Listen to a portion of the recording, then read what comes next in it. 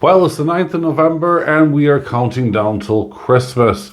Well, I say we, some of you guys are. Anyway, today I have here the last goddess within the series of Germania Mint. And it's rightful that it is going to be celebrated a little bit. If you do like what you see, make sure you check out the links down below. You'll find a link to Silver Trader's website, you'll find a link to the Precious Metal Forum, and you'll also find a link to my own personal website, AceBullion, where I do hand pour silver. But we're going to find out what this is all about. This is the Germania Mint Final Goddess, number 6. Can you believe it? Well, here we go.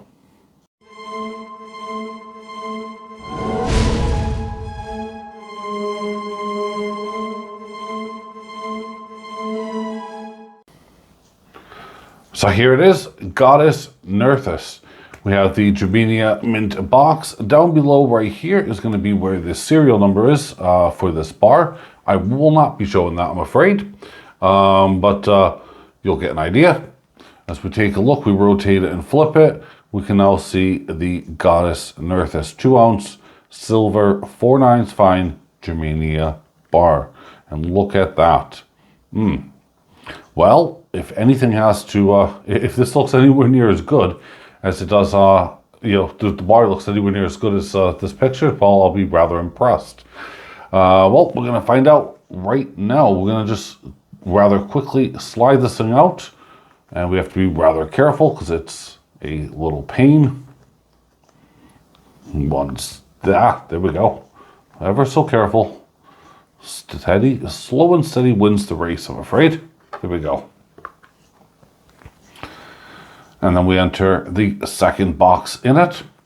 And this here has a little flap in the front, pops up, and there we are.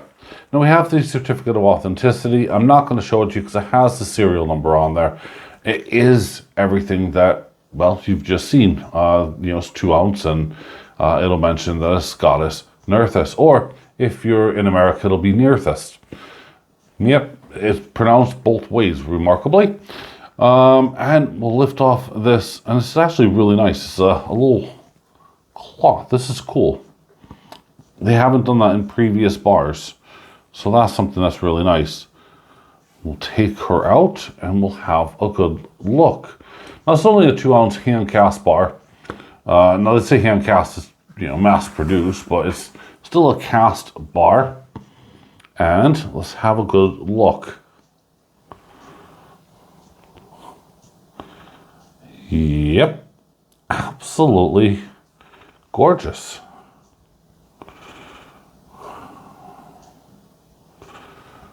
Now, looking at it in person first, and I'm trying to see if I can get some more light on it in some areas, versus looking at it through the camera lens, I will say it's actually a little bit lighter, ever so slightly lighter in the bottom, but it's still actually remarkably dark. You can see that there. You can't hide the fact that that is dark. The blue is remarkable. I mean, the blue looks like if you take a blue pen, you burst it open and you get that initial bright, vibrant color, light blue. That's what that looks like. And it looks like she's been sucking on a pen. But no, I mean, it's actually rather gorgeous. Now, we also have here on the back, it says 4/9 fine and everything else. Just hold on a second. Trying to not mess this up. But there we are. I mean, it has all of her details on there. Sorry about this. I'm trying to get this perfect. So, number 6 and final in this series, which is remarkable because these have been going for a while, and yeah, it's pretty dang good. The Goddess Nerthus has risen. Now, who is Goddess Nerthus, and what is she in Germanic culture and everything else? Well, within the North mythology, Nerthus is a pre-Christian deity worshipped by Scandinavians and other Germanic people. She's associated with with prosperity and peace. Nerthus was believed to visit human villages on a regular basis. And while she was there, no violence or war would ever break out. And that sounds really lovely, by the way. And all the weapons would be hidden. Now, see, that would be the very first answer that you would get if you're looking it up. And then I was a little bit surprised to find that, well, there was the dark side. Because, of course, Goddess Nerthus was in the Bronze Ages. And remarkably, this is a true story. So this kind of threw me off a little bit, because here comes the dark side of what happened. Is that essentially her and her cart, which was covered in a lovely white cloth, which can only, by the way, be touched by by priests and stuff, who would feel her presence and lead the cart. This is, of course, when they needed her. And the cart was like a chariot. Would lead her out of the grove. When she returned, she and the cart would be ritually bathed in the lake. Now, warning here. This may be a trigger, but warning. Be bathed in the lake by enslaved persons, who were then drowned. Wowzers. What a heck of a mythological story. Now, it goes on to tell me, when I look at this further, that archaeologists show that real ceremonial cart,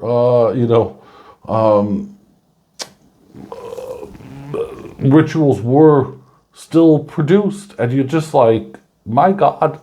And this is, of course, all the way back in the Bronze and Iron Ages. How scary is that? That is just trippy.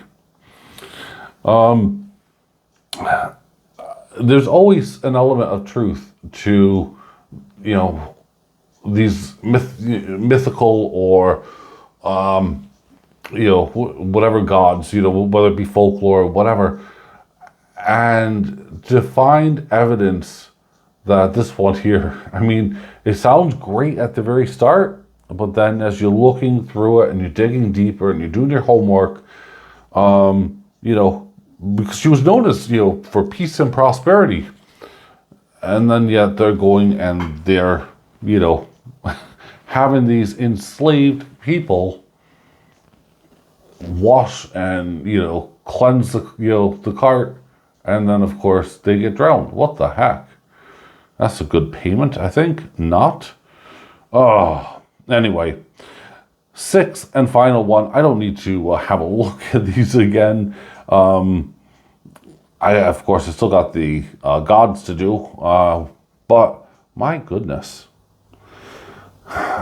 Looks too good to be true sometimes, right? Look at that. Absolutely stunning and beautiful, but deadly. We all know the feeling, don't we? And that could apply to anything, whether it be a god or a goddess. Yeah. Thanks for watching. I'll see you guys on Wednesday with another awesome video. And if you don't have one of these, well, I think Silver Trader's already allocated all of them to all of his customers that wanted one. So, sorry, but you're out. Thanks again. Bye for now.